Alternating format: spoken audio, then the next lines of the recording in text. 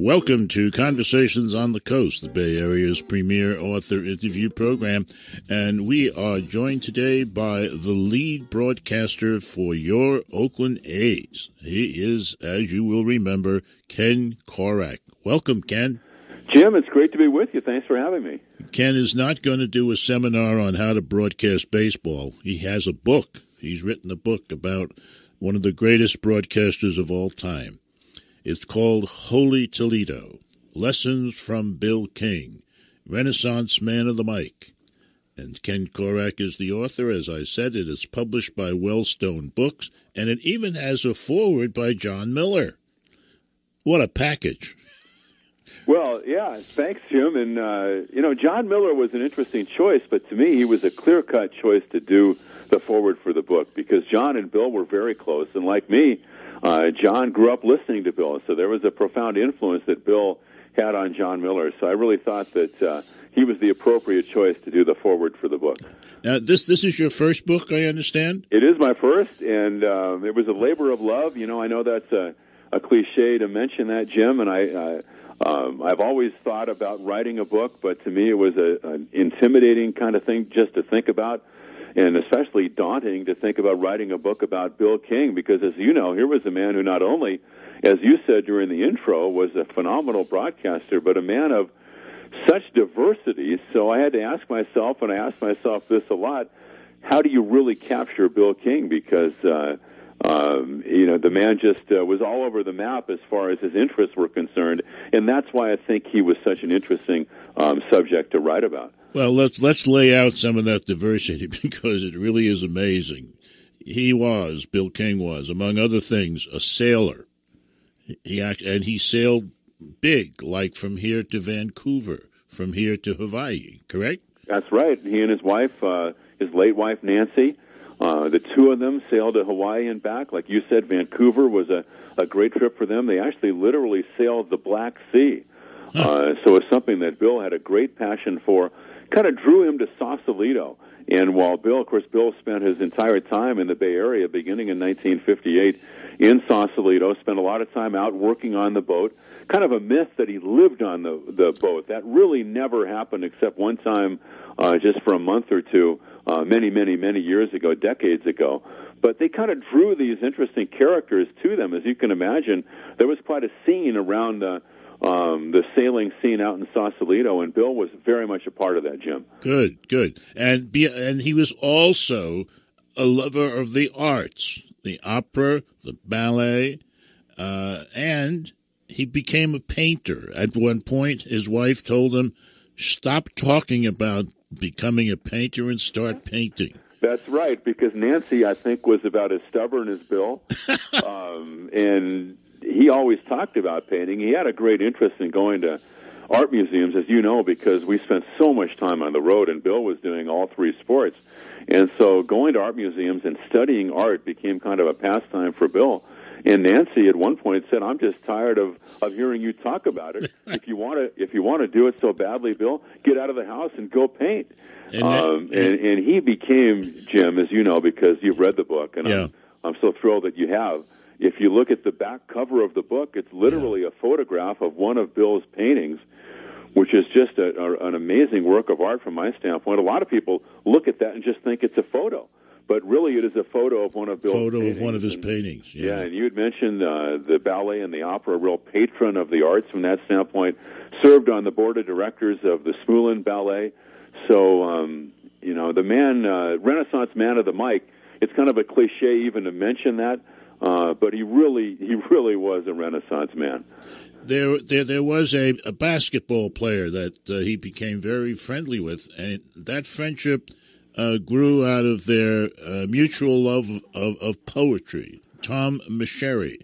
And Tom, whose real name is Russian, and I don't want to try what Tom is in Russian,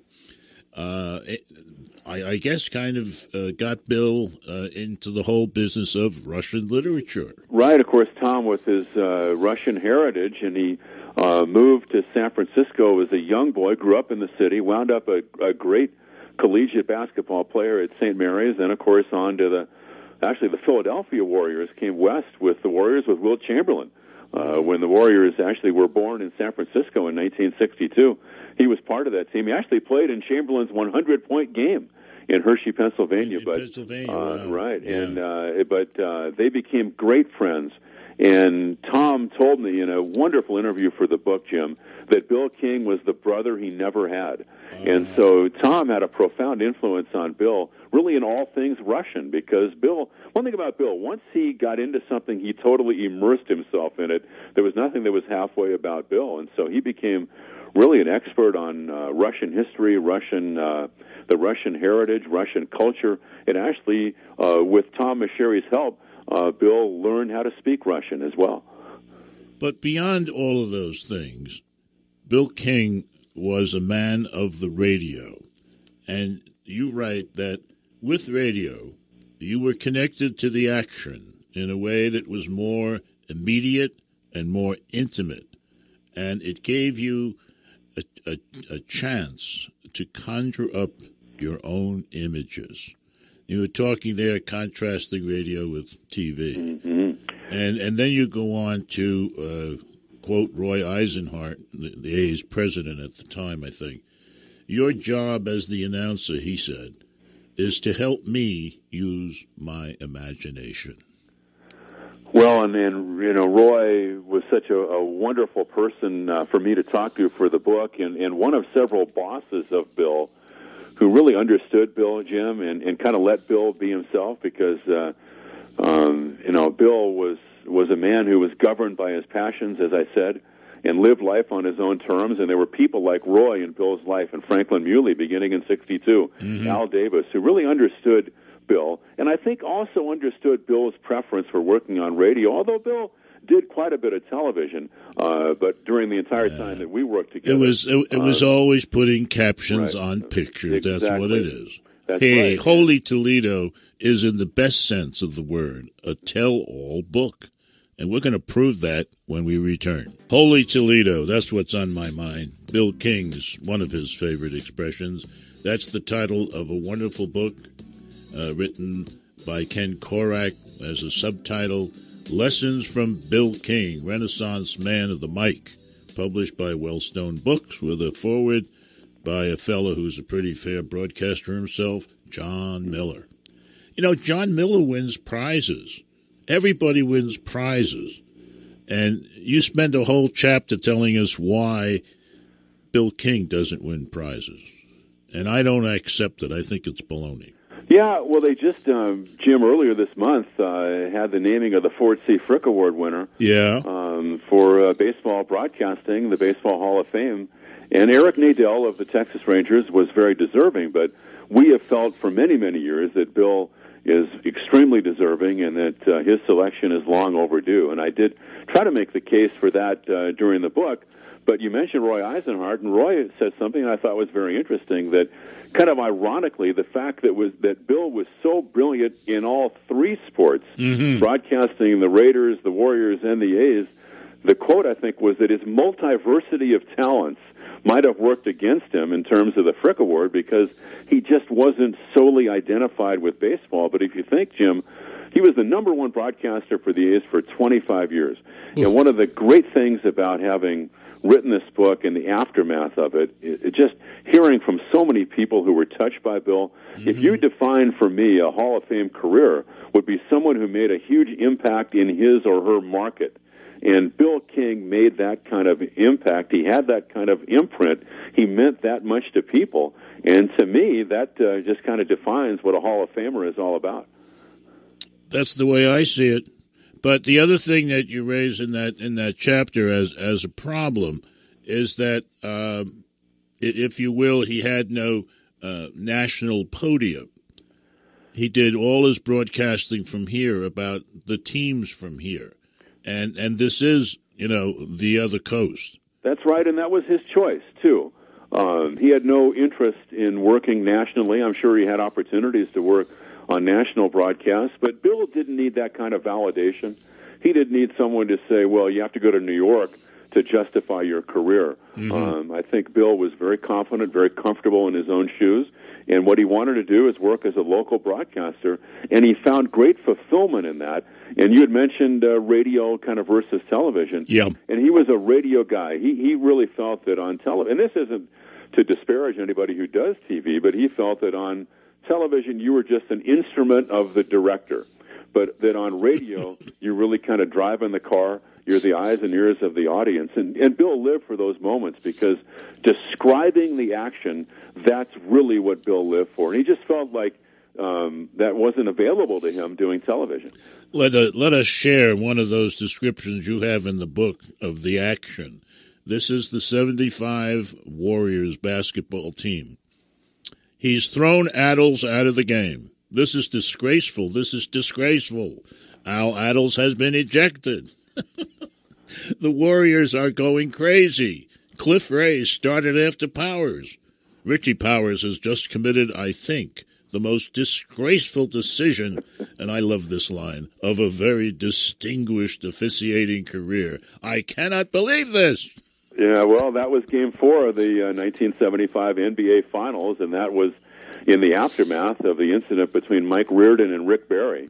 Al Adles, of course, gets kicked out of the game. He watches the end of the first half and, of course, the entire second half of the game on a television monitor in the Warriors' locker room at the dingy Cap Center out in Landover, Maryland. And, of course, it was one of the greatest upsets in the history of the NBA Finals as the Warriors swept the Bullets, a star-studded team from our nation's capital. And although Bill mentioned this to me and talked about it many times, that baseball was his first love, that was his favorite team, the 1975 Warriors, no question, the favorite team for Bill King. Now, in terms of not doing what you were expected to do, there is a woman by the name of Susan Fornoff, a former A's beat writer, who says this of Mr. King. Bill King was such a character, a cultured man, yet on a hot day, he'd be almost naked in the radio booth. Huh? Is that true? Almost naked in the radio booth? Well, one of the people I interviewed for the book was Rich Marotta, who was Bill's partner when the Raiders played in Los Angeles. Of course, all those years, Bill went down to L.A. and broadcast the Raiders, and they were broadcasting the Super Bowl.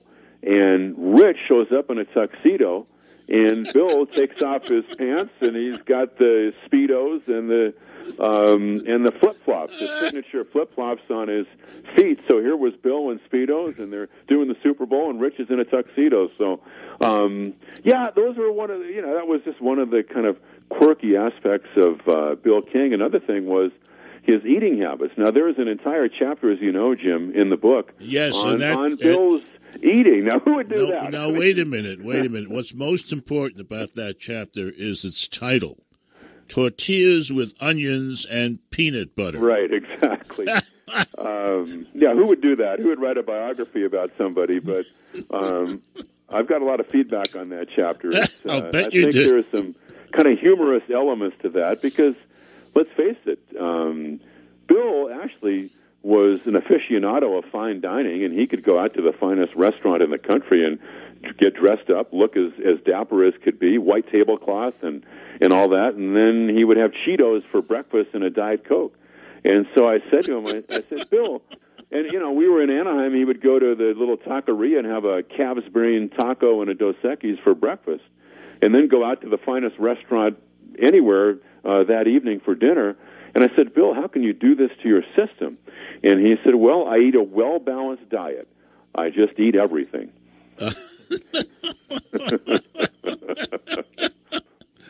There's a very deep side to Bill King, and you have a section of the book which are like comments from various people, players and writers. And there's a quote from Dave Henderson. Down in the valley, he says, remember, there were farmers and workers that didn't have the money to go to the games, so they listened on the radio. They equated Oakland A's baseball with Bill King. If they heard his voice, baseball was going on, and it was summertime, and everything was rosy. He gave everybody that feeling. Yes, he did. That everything was okay. Bill was on the radio. Nice warm day. Baseball was going. Everything was fine in the world. And in the romantic sense of what we do, Jim, on the air, Bill was a member of the family.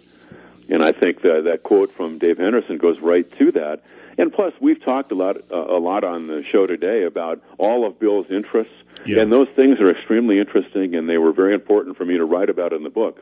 But the bottom line is Bill King was a professional broadcaster, and nothing that he did ever compromised his dedication to that, and he was so ardent about that and so involved in his preparation. He had all these other interests, but as Scotty Sterling said in the book, none of that would ever compromise his dedication and his preparation. Well, he just worked so hard at all that. All I can say to all of that again is, holy Toledo. We've so much more to share and only one segment to do it in, so stay tuned. A longtime broadcaster, first-time author, Ken Korach, is our guest today, and he's talking about a book that you'll love if you have the sense to go buy it. It's called Holy Toledo, Lessons from Bill King, a Renaissance Man of the Mic, by Ken Korach, published by Wellstone Books, with a foreword by John Miller. One of the wonderful things in this book is, towards the very end of it, various people make comments about Bill King.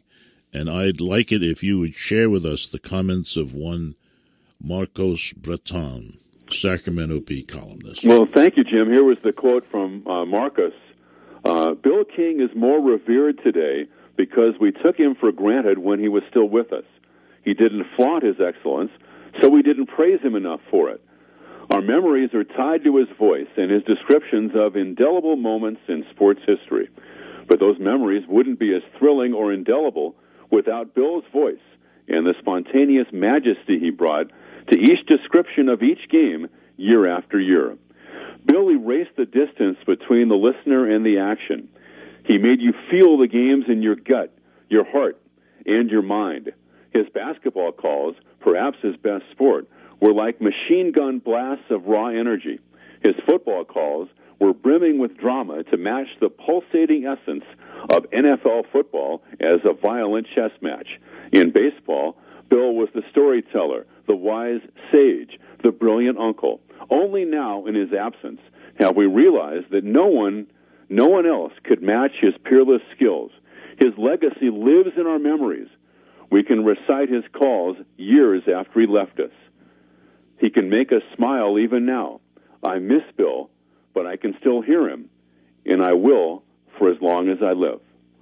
That's beautiful, I think. It really is, yeah. That's beautiful. So indebted to all these people who were so gracious with their time to help us with the project. Let's get to some of those calls. Spend a few minutes in that direction, if you don't mind. Absolutely. The first one is, I have in my notes, Ricky Henderson steals base number 939, reported by Bill King, thanks to the kindness of one Lon Simmons. That's right, and Bill and Lon started working together on the A's broadcast in 1981, which really was a stroke of genius by Roy Eisenhart and the rest of the A's front office, because as you know, Jim, the A's organization had really reached a very low point at the end of the Charlie Finley ownership, and not only Roy, but Andy Dolich said that the pairing of Bill and Lon, I think, was perhaps the most important thing that ownership did to reestablish credibility for the A's in the Bay Area. And so it was Lon's inning, and this just speaks to Lon and the class that Lon had, and I guess the selflessness of Lon Simmons, and that is that Ricky Henderson stole second base.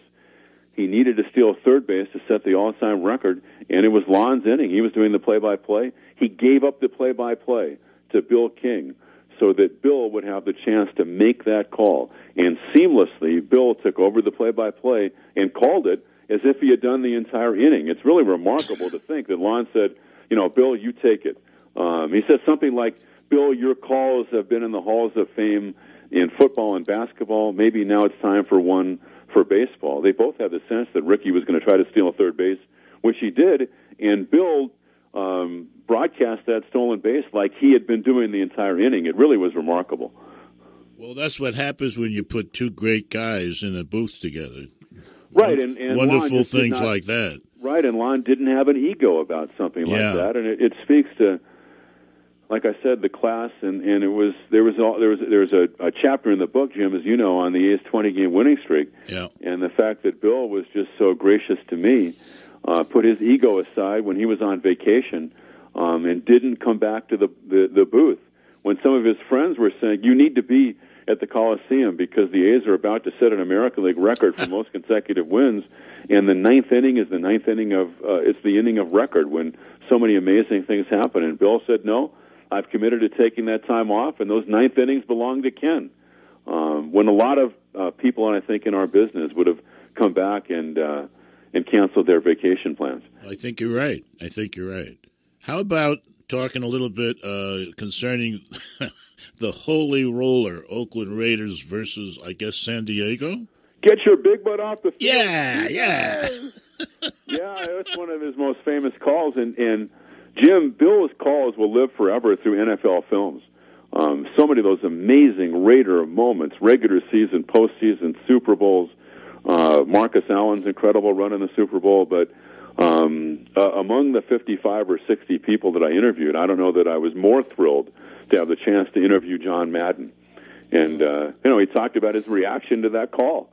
And just how back in those days with the Raiders, they were a family. And one of the interesting things about Madden was that not only was he this wonderful coach, but he was an incredible analyst, maybe the most heralded or decorated analyst in the history of the National Football League. Yeah, and he credits Bill. And he says, give this to Bill. Bill taught Madden preparation. That's right, and what an amazing thing for someone like John Madden to say about Bill King. Yeah, really amazing. And then there was the one involving the Warriors, which I think we brought up before, with Richie Powers. Right, and then, of course, there's a chapter in the book that's titled Mother's Day, and I think that it would be the end of our respective careers if we actually said over the air what Bill said. Suffice to say, it was an X-rated barrage when Bill didn't realize that his crowd mic was on.